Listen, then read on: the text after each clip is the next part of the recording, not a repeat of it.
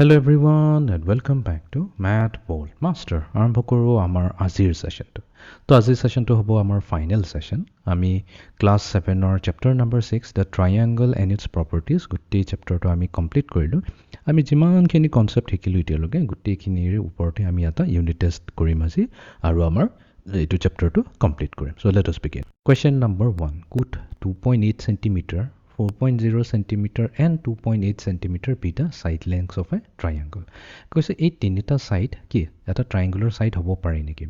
তো এইটোৱে কয় যে যদি আমাৰ তাত এটা ট্ৰায়াংগল আছে যাৰ সাইডছবোৰ হৈছে এ বি চি তেনেহ'লে যিকোনো দুটা সাইডৰ যদি চাম লওঁ যেনেকৈ এ আৰু বি ল'লোঁ ইহঁত দুটাৰ যদি আমি এড কৰি দিওঁ সেইটো কিন্তু সদায় থাৰ্ড সাইডতকৈ ডাঙৰ হ'বই লাগিব। তাৰমানে যদি মই এ বি নলৈ পেলাই বি এণ্ড চি ল'লোহেঁতেন বি প্লাছ চি কৰিলে এতকৈ ডাঙৰ হ'বলগীয়া হ'লহেঁতেন চি আৰু এক যদি এড কৰিলোহেঁতেন এইটো বিতকৈ ডাঙৰ হ'ব লাগিছিলে।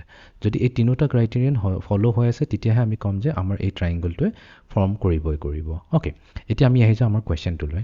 এতিয়া 2.8 প্লাছ 4.0 যেনিবা প্ৰথম দুটা ছাইডক আমি এড কৰি দিলোঁ। তো এইটো 3 নম্বৰ ছাইডতকৈ ডাঙৰ হ'বনে নাই? য়েছ হৈ আছে। এইটো কাৰণ কিয় 2.8 প্লাছ 4 6.8 হ'ব। তো 6.8টো ডেফিনেটলি 2.8তকৈ ডাঙৰ হয়। অ'কে, ফ'ল' হৈ আছে।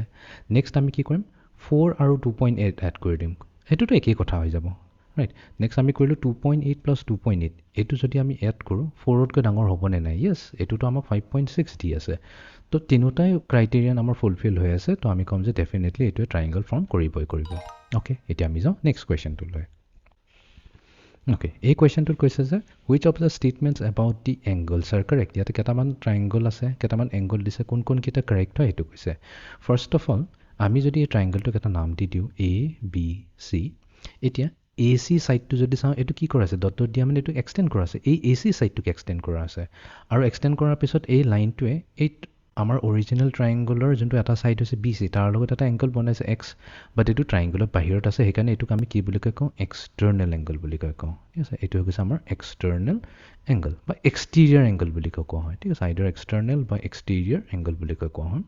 এতিয়া এক্সটিৰিয়াৰ এংগল প্ৰপাৰ্টিটোৱে কি কয় যে এই এক্স কাৰ ইকুৱেল হ'ব লাগিব ইয়াৰ অপজিটত থকা ইণ্টিৰিয়ৰ এংগল তাৰমানে এই দুটা এংগলৰ চাম হ'ব লাগিব এন প্লাছ এল হ'বই লাগিব।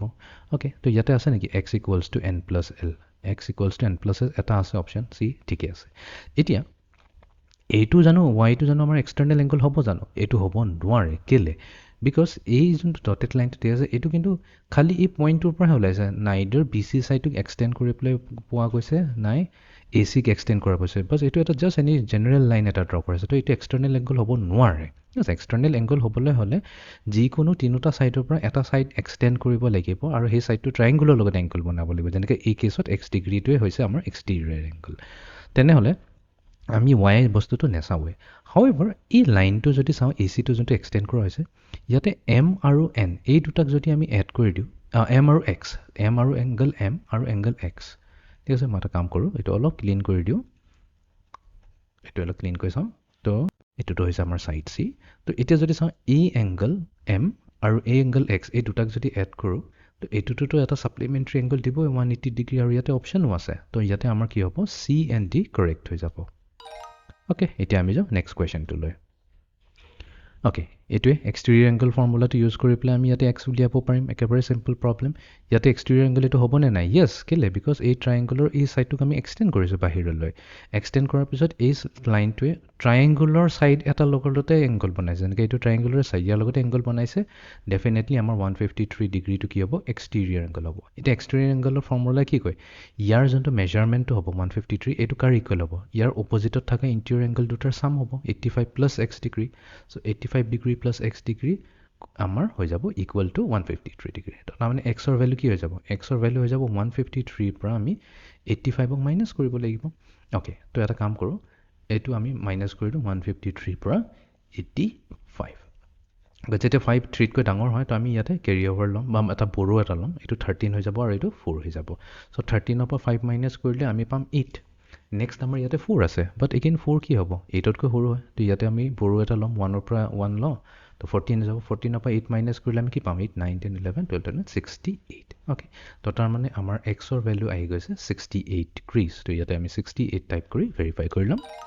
অ'কে, এতিয়া আমি যাওঁ 4th নম্বৰ কুৱেশ্যনটোলৈ। Okay, find the value of x. It is a very simple problem. Yate ata triangle dise. Triangle gutte kini angle dise 79, 73x. Aita x or value ki hobo? X or value lablo ki ami ki korim? Simply gutte kita add kori dim. X plus 79 plus 73 degree gutte kini add korile. Ihat tinotare sum ki hobo?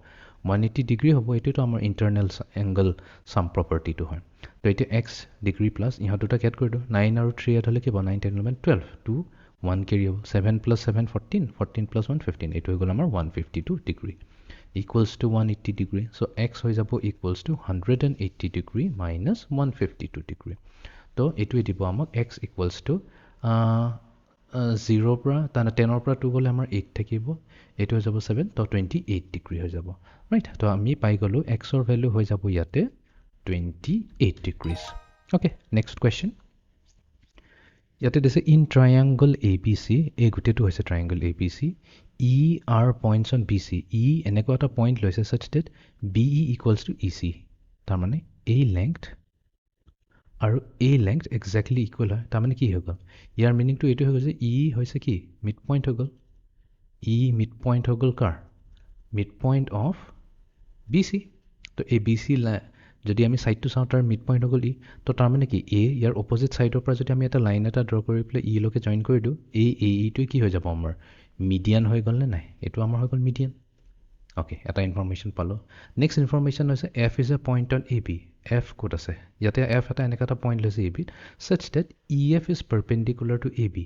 তো E এফটো এ বিৰ লগত perpendicular হৈ গ'ল। তো এইটো কেছততো আমি ক'ব পাৰোঁ এ কিন্তু কাৰ মিডিয়ান হ'ব? A B C, triangle A B চিৰ মিডিয়ান হ'ব। ঠিক আছে, ইয়াতে এটা দিছে এ ডিটো ডেফিনেটলি পাৰপেণ্ডিকুলাৰ হৈছে বি চি। তো ইয়াতে ক'ম যে আমাৰ এ ডি হৈছে অল্টিটিউড। পাৰপেণ্ডিকুলাৰ মানে হৈ গৈছে অল্টিটিউড ক'ৰ? Same triangle A B C.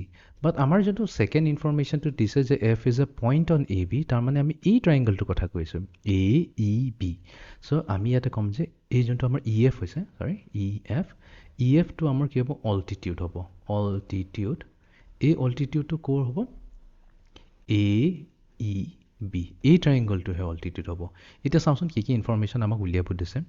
এটা কৈছে এ ডি হৈছে altitude of A B C. Yes, A D is the altitude of triangle A B C, এইটো ট্ৰু হয়। A E is median of triangle A B C, A E হয় ইয়াৰ median.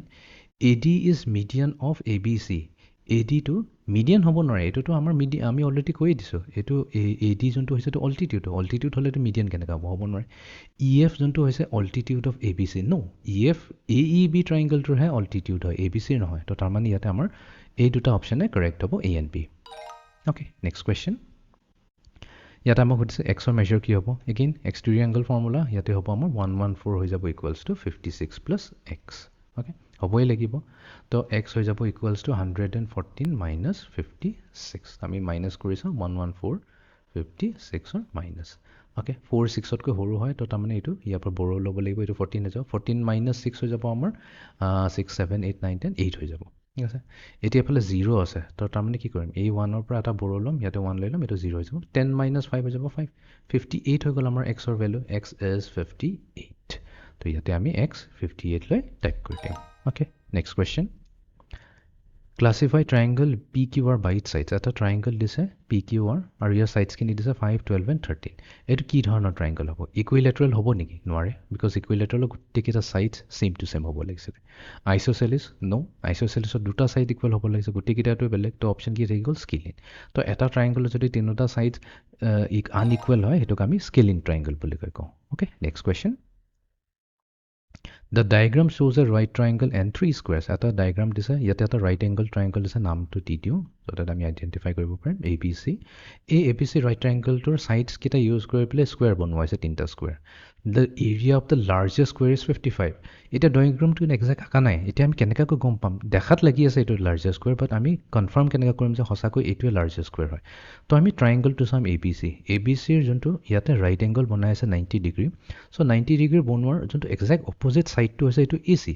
সেইটো হৈ যায় আমাৰ ট্ৰাইংগলটোৰ চবতকৈ লাৰ্জেষ্ট ছাইড, আৰু সেইটোকে আমি হাইপ'টেনিউছ বুলি কওঁ। এতিয়া হাইপ'টেনিউছটো যিহেতু লাৰ্জেষ্ট ছাইড হৈছে, তো তাৰমানে কি এইকেইটা side A B and B C এইচতকৈতো সৰুৱে হ'ব লাগিব। তাৰমানে এইটো যদি আমি পাৰ্পেণ্ডিকুলাৰ কওঁ আৰু এইটো বেছ কওঁ, বেছ হওক বা পাৰ্পেণ্ডিকুলাৰ ইহঁতৰ ছাইড লেংথ তহঁতৰ এইচতকৈ সৰু হয়। এতিয়া যিহেতু আমি সেই ছাইডকেইটা ইউজ কৰি পেলাই স্কুৱেৰ বনাইছোঁ, তো ডেফিনেটলি লংগেষ্ট ছাইডটো যদি ইউজ কৰোঁ, সেইটো স্কুৱেৰটো যোনটো হ'ব চবতকৈ লাৰ্জেষ্ট স্কুৱেৰ হ'বই হ'ব। তো তাৰমানে এই স্কুৱেৰটোৰ এৰিয়া হৈছে 55। এতিয়া আমি ভেৰিফাই কৰিব লাগিব, আমাক কেইটামান ভেলু দিয়া আছে যে এইটো এ স্কুৱেৰ আৰু এ স্কুৱেৰৰ এৰিয়াটো কিমান হ'ব। তো এইটো দিয়া আছে 12 আৰু 43 যদি চাম কৰোঁ 55 আহিবই লাগিব। কৰি চাওঁচোন, 12 প্লাছ 43 কৰিলে 55 আহিছে, অ'কে।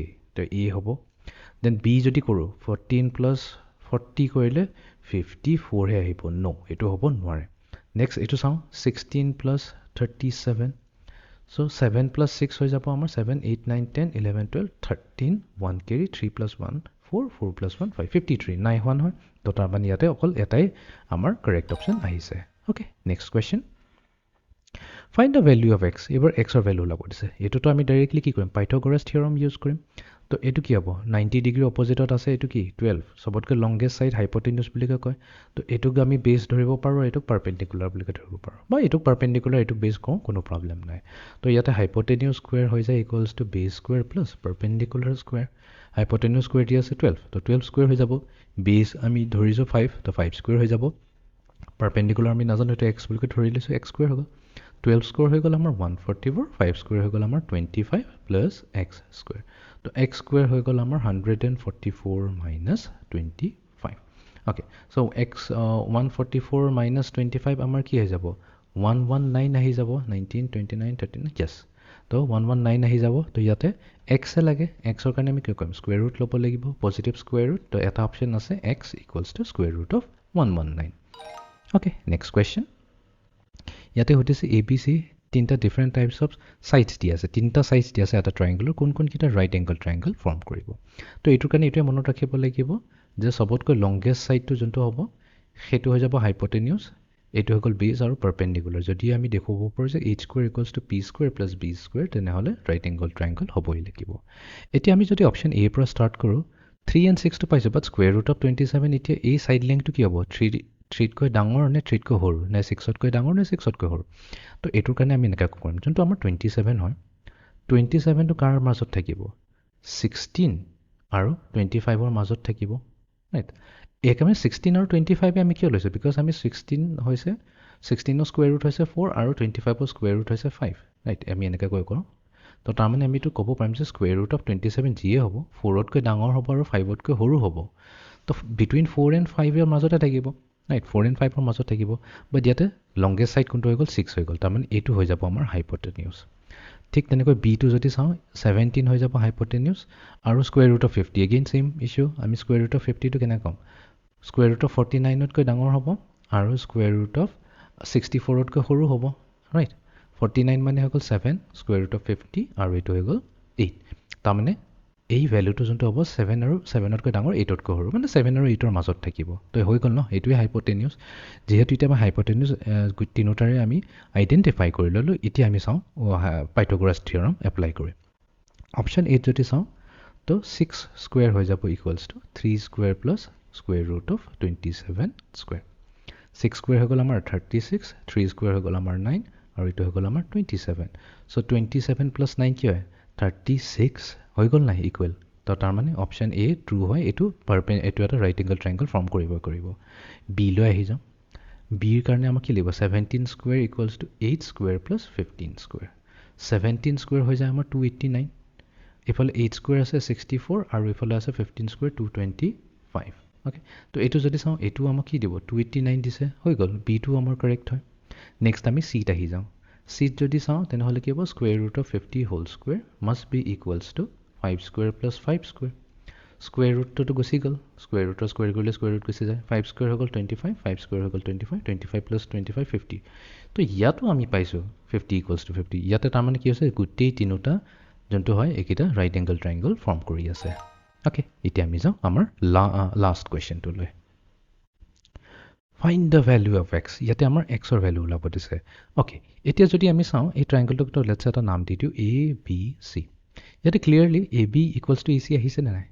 এ বি যদি ইকুৱেলছ টু এ চি আহিছে, তাৰ মানে আমি ক'ব পাৰিম যে angle A B C must be equals to angle A C B, তাহাঁতৰ যোনটো ছাইডত থকা এংগল সেই দুটা ইকুৱেল হ'বই লাগিব। তো তাৰমানে এইটো যদি 39 এইটো 39 ডিগ্ৰী হ'বই লাগিব, দুইটাই হ'ব 39 ডিগ্ৰী। তো এটা ট্ৰায়েংগুলৰ দুটা এংগল আছে, তো এইটো এংগলটো আমি ওলাব পাৰিম কিয়? বিকজ আমি জানো তিনিটা এংগলক যদি আমি এড কৰি দিওঁ তো তাহাঁতৰ চাম কি হ'ব 180 ডিগ্ৰী ইকুৱেল হ'বই হ'ব। তো এক্স প্লাছ কিমান হৈ যাব 78 ডিগ্ৰী ইকুৱেলছ টু 180 ডিগ্ৰী। তাৰমানে এক্সৰ ভেলু হ'ব 180 মাইনাছ 78। তো এইটোৱে কি দিব আমাক 102 ডিগ্ৰী দিব, ৰাইট। তো তাৰমানে আমাৰ এক্সৰ ভেলু হৈ গ'ল 102। অ'কে, তো আমাৰ ফাইনেল কুইজটো, আমাৰ ফাইনেল ইউনিট টেষ্টটো আজি আমি সমাপ্ত কৰিলোঁ। তো আমি বহুতখিনি কনচেপ্ট আমি ইয়াতে কভাৰ কৰিলোঁ। মিডিয়ানছ এণ্ড অল্টিটিউডছ, এংগলছ ওলালোঁ, ট্ৰায়েংগল, পাইথাগোৰাছ থিয়ৰম ইউজ কৰিলোঁ। তাৰপিছত আমি এক্সটিৰিয়ৰ এংগল প্ৰপাৰ্টি এইটো ইউজ কৰিলোঁ, ৰাইট এংগলৰ ছাইড লেংথ, ট্ৰায়েংগলৰ ছাইড লেংথ ৰুলছ, ৰাইট। এই গোটেইখিনি কনচেপ্ট আমি ফাইনেলি কভাৰ কৰি পেলাই আমাৰ ক্লাছ 7ৰ chapter number 6 triangle and its properties আমি সমাপ্ত কৰিলোঁ।